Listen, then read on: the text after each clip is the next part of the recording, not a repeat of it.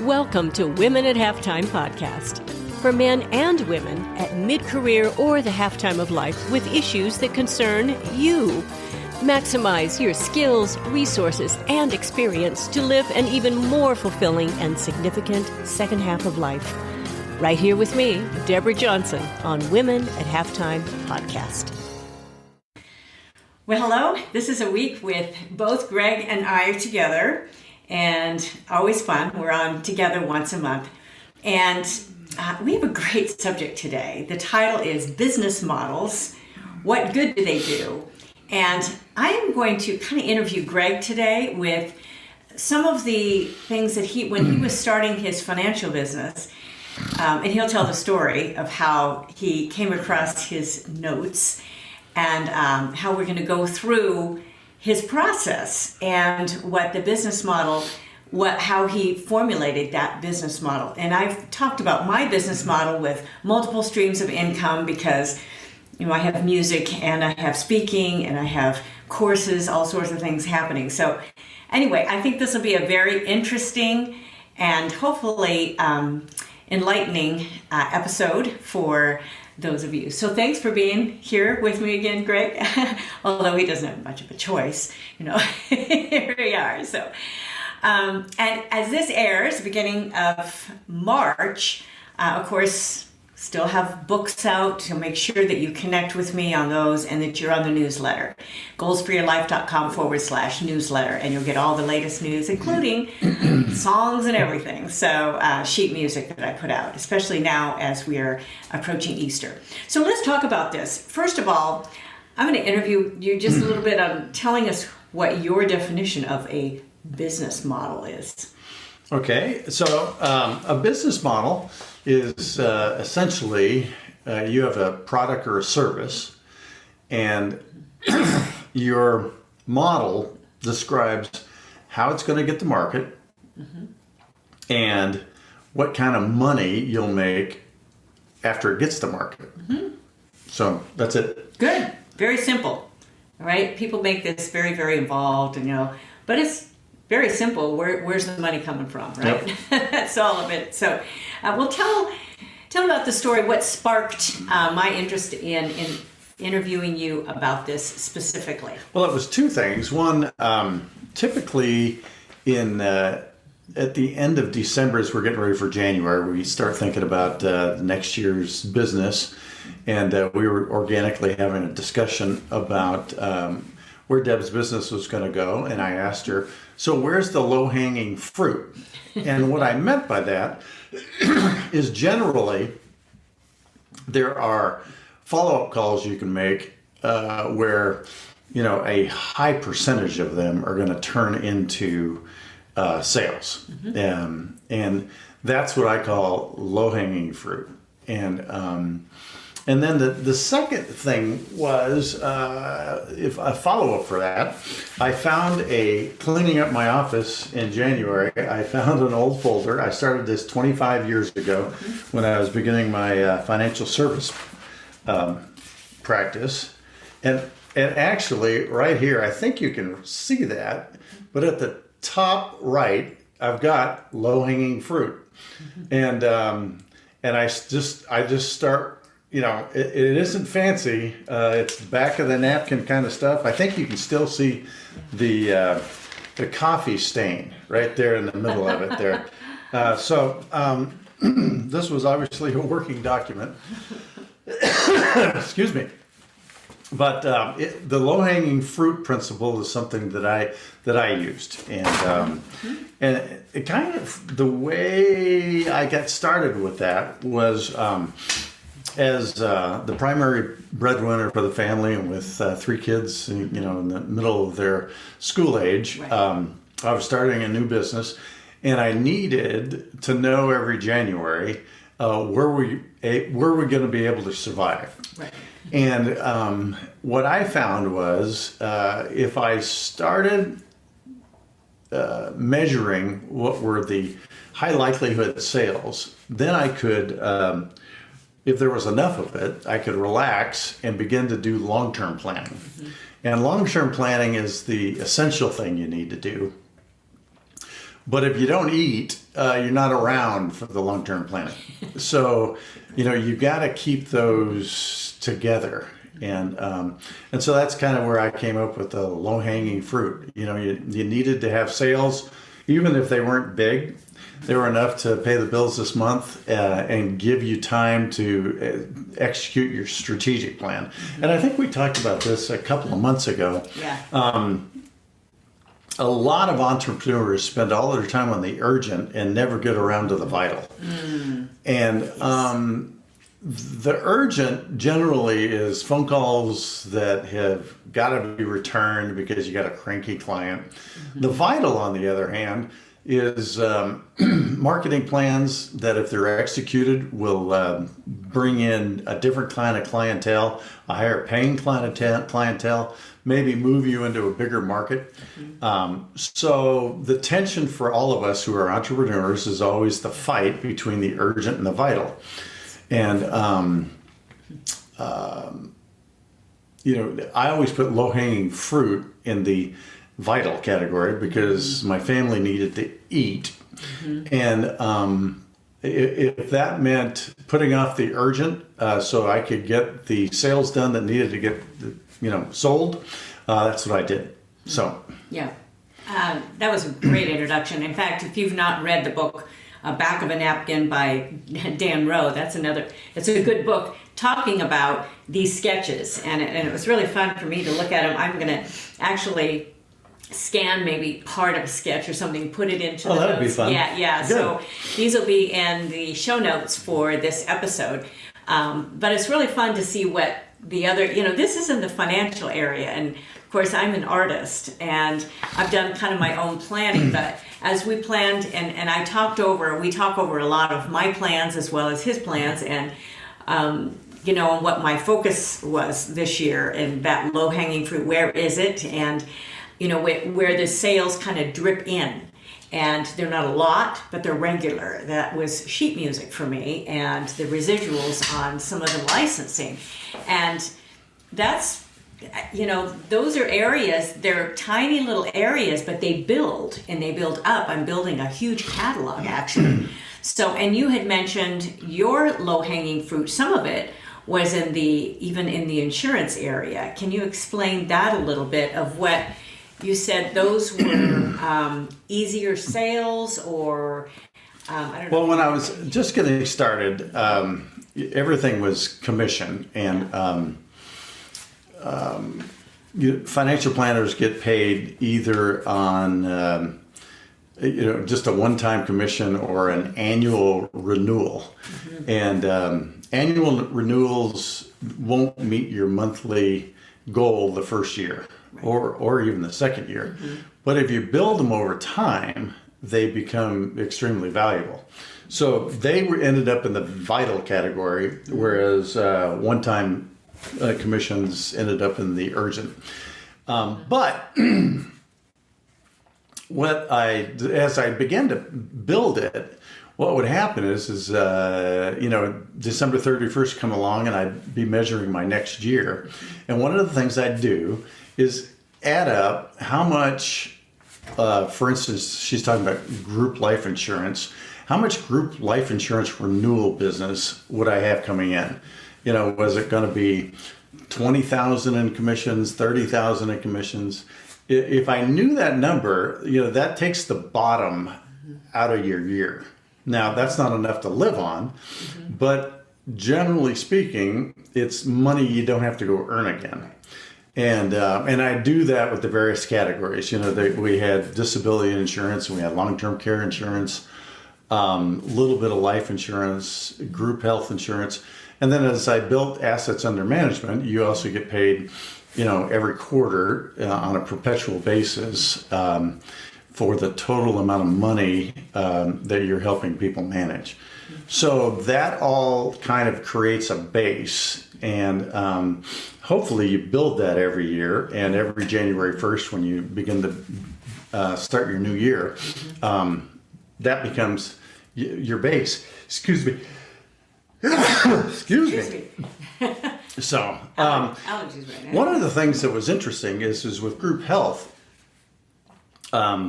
all you really have to do is set your calendar as to when that policy is going to renew. Go meet the client a month before that. Discuss if everybody in the group's happy. If they're not happy, see if you can figure out what would make them happier if there was something. But it gives you a chance to service the client. And two things happen when you service a client. One, they renew their feeling that you're interested. And second, you get a chance to find out if there's anything else that they need. Good service tends to lead to horizontal development of other sales. Now, one of the things I'm always surprised at is just in basic things, how following up on renewals doesn't happen. For instance, we had our trees trimmed a couple of years ago. Now, just think about this. Do trees continue to grow? Yes. Right? Especially ours. And then, so it's been a couple of years, and then a few months ago, we had intense windstorms that knocked down a lot of branches. Now, wouldn't you think that after 2 years in a windstorm that I'd hear from my tree guy, like going, is everything okay? Do you need me to do some cleanup? I mean, even if he'd been willing to do cleanup, and it wasn't, the full job that he normally do, he'd make a little bit of money. And who do you think I would call the next time I needed my trees trimmed? Right. So listen to this. This is super important. The first sale is always the hardest. Right. The follow-up sale is low-hanging fruit. If you did a good job on your first sale, the follow-up is low-hanging fruit. And you should be able to wake up every January 1st with a schedule throughout the year of follow-up calls. And those follow-up calls are either going to create you full commissions or they're going to create you some sort of partial commission.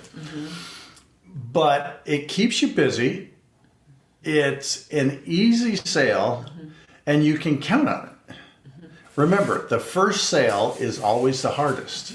And if you do a good job, the second, third, fourth sales are just renewal business. And you should make a living on renewal business. That is a great point, because not only renewal business, but when you with your contacts and their warm contacts, you get referrals. Yes, if you do a good job of servicing your client in casual conversation, if somebody says they need tree service, or if somebody says they need group health insurance, or if somebody says they need coaching on how to grow their business, and you've done a good job of servicing it, and you're top of mind in the client's mind, you get the referral. How many entrepreneurs do you know that whine because they never get any referral business?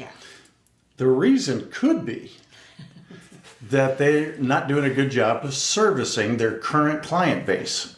And it's as simple as that. It's staying in contact. And I've got a wonderful music contact that every beginning January, she has contacted, and she's worked. I've done multiple things because we decided I needed to be around more when our kids were growing up, and so that's why you were kind of the main. And I continued to work, but not full time. And but she has been a full time. So she every January, that's Jamie, my friend Jamie.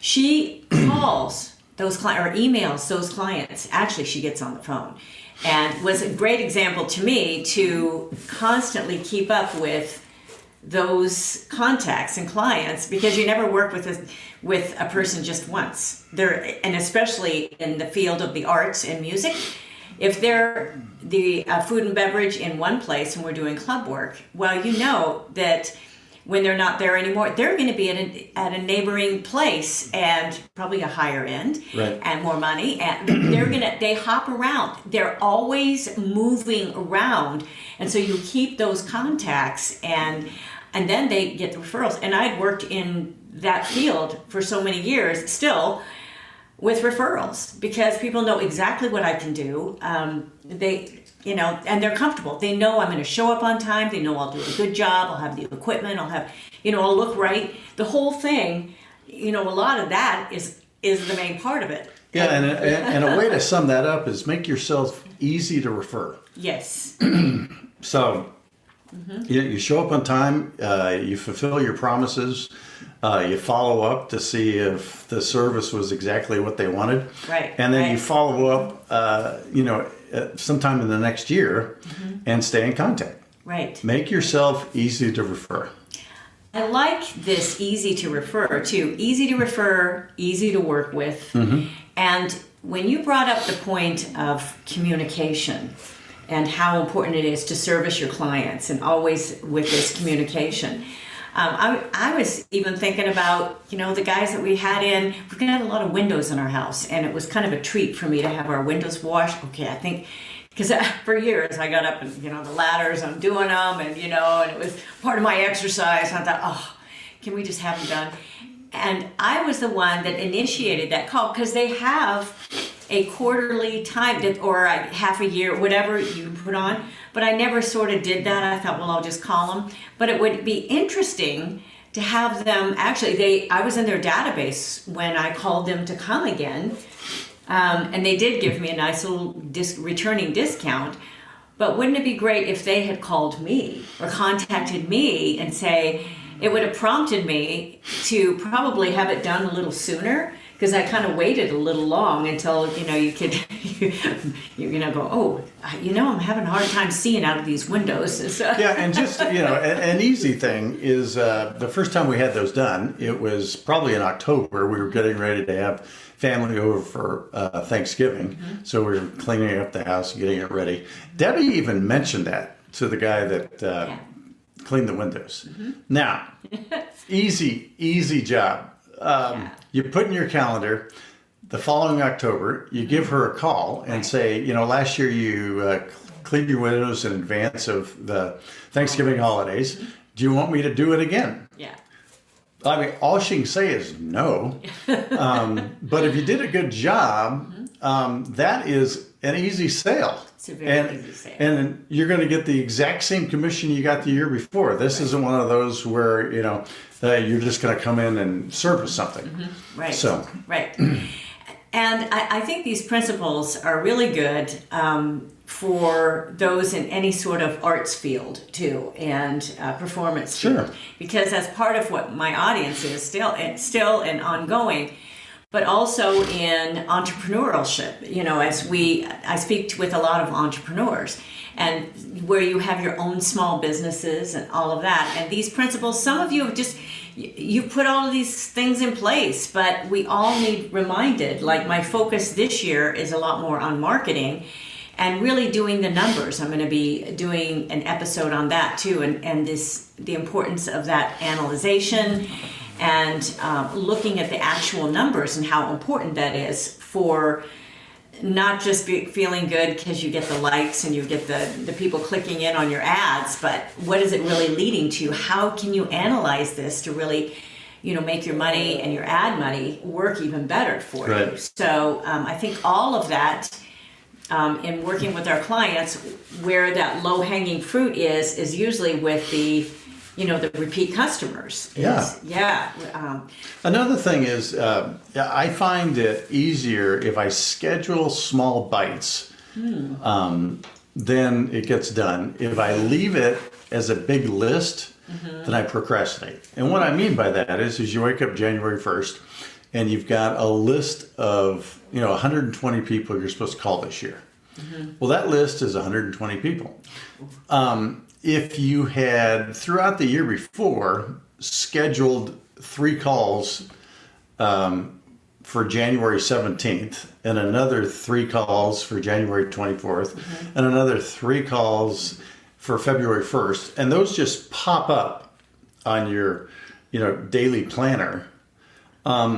Now it's only 3 calls. It's not 120, and you have following up built into your business model. And that is how you go around collecting low-hanging fruit. You know, even to collect low-hanging fruit, you got to walk out to the trees, Yes. you know, and pick them. And generally, fruit only hangs at certain times of the year, so you got to schedule it. Right. So, you know, Debbie and I know that come June, we're going to be picking apricots. Yeah. That's what's going to happen. Yeah. No peaches come in August. Oh, August. Oops. Got that one wrong. But anyway. There were a lot of them this year, whatever month they were. But, you know, the fruit in real life tends to come certain times of the year. Right. Fruit in your business, same thing. It's going to come at certain times of the year, and if you schedule it, you'll be ready for it. Yeah, and I love that illustration. Of course, I love having fresh fruit, and what we have in our, we got a lot of fruit trees, and so it's always a vivid example of me. And pruning them back. Let's talk about that just briefly, because there were certain clients for you that were just a ton of work. Yeah, at a certain point in your business, certain clients no longer fit. You know, when you were trying to feed your kids, you did what you needed to do to eat. Right. But at a certain point, the 80-20 principle tends to come into play. And what that means is that 20% of your clients are going to eat up 80% of your time. And generally speaking, 80% of your clients provide you with most of your business. And they're not the 20%. So what ends up happening is those 20% keep you from doing a good job of servicing the 80% that are really driving your business.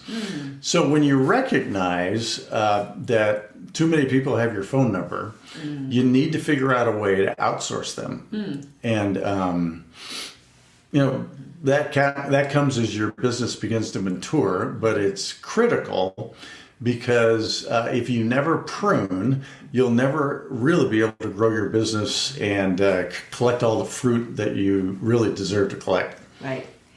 And I love the principle of pruning. I've talked about this before because you have to prune almost in stages because you don't always see what the problem is or the full, like on a tree, when you start pruning, you start getting the dead stuff right at first. And then after that dead stuff, you see, oh, look at all that stuff that's now crossed branches and they're all in the way. And I'm not going to be able to, and that branch is too thin. I got to prune that off. But you don't even see that until you get the dead stuff off. And then, so it's a gradual process sometimes, and it's constant. So I think when you're talking about that 20% that keeps you from, you know, really doing a good job with the 80% of your business, it might be you get 5% and then you see what the other 5% is. Yeah. And then you keep building that. And so you're thinking, okay, so what is the 20% of my, you know, is not doing very much good. And right now, with me, I just know I'm not selling a lot of physical CDs. I kind of give those as incentives because people do still listen to regular, you know, physical CDs, but I'm not pushing just sales of physical CDs. I'm pushing sales of MP3s and of the sheet music. And downloads. The downloads. Right. Yeah, those are getting, and the licensing, because that's where the main part is. And I still have the other, but it's not eating up a lot of my time to be able to just really promote in the music area. And in speaking, it's a little bit different in other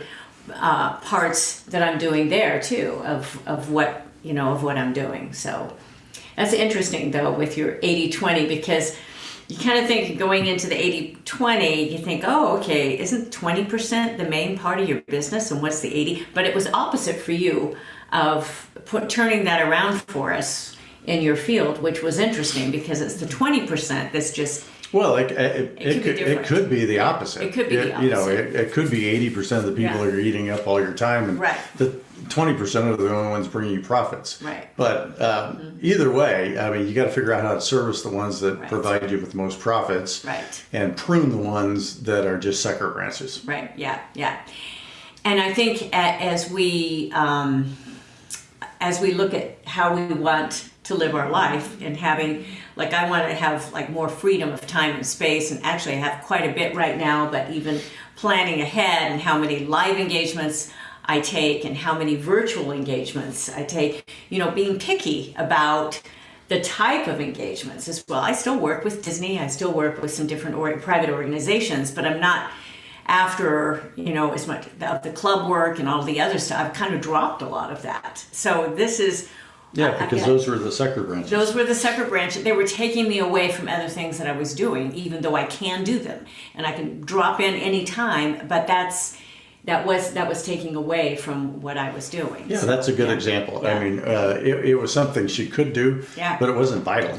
Yeah, it wasn't vital, and so I had to make a decision how I want to spend my time, and where I want to do, where I want to focus. So, well, what are some things? How can we sum this up? Because we hit a lot of things on the, your business models and how you can just write it out on a napkin. Well, I think for me the big thing is provide yourself with hope by at the beginning of the year, sometime in January, figure out what kind of income can you count on. Mm-hmm. Maybe it's 20% of your goal, maybe it's 40% of your goal.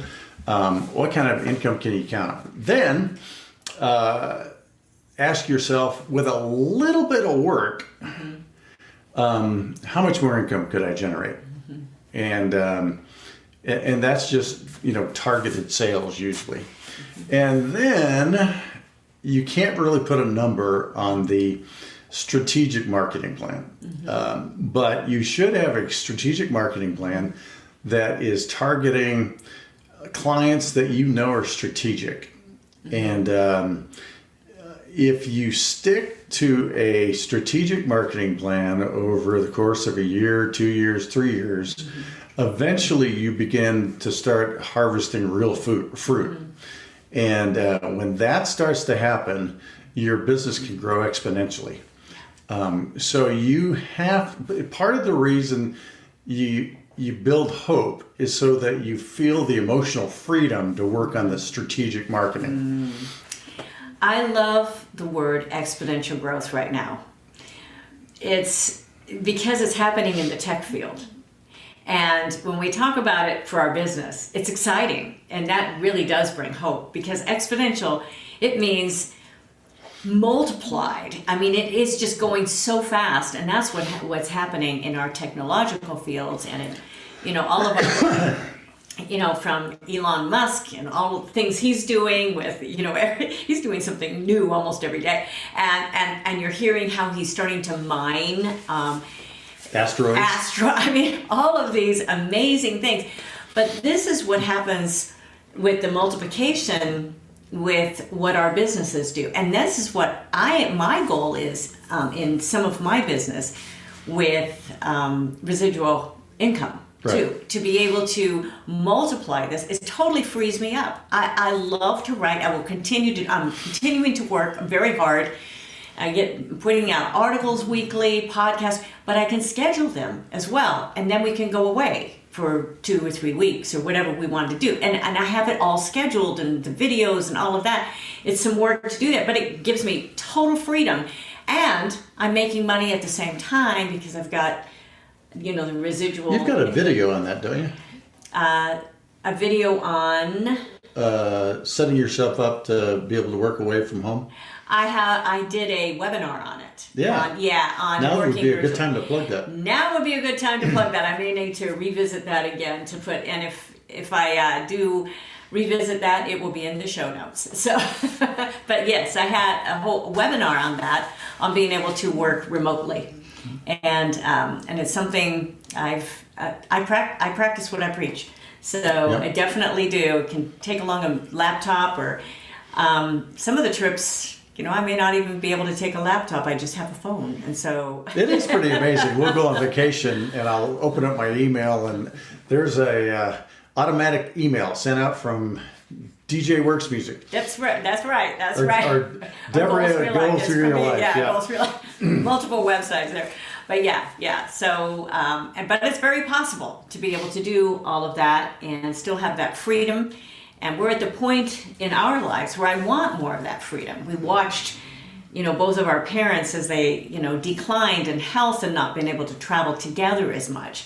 So this is the time to do that and to enjoy. I know we've come across some very tough years of not being able to travel. So we want to be able to do that no matter where it is, or just to have the freedom there as well.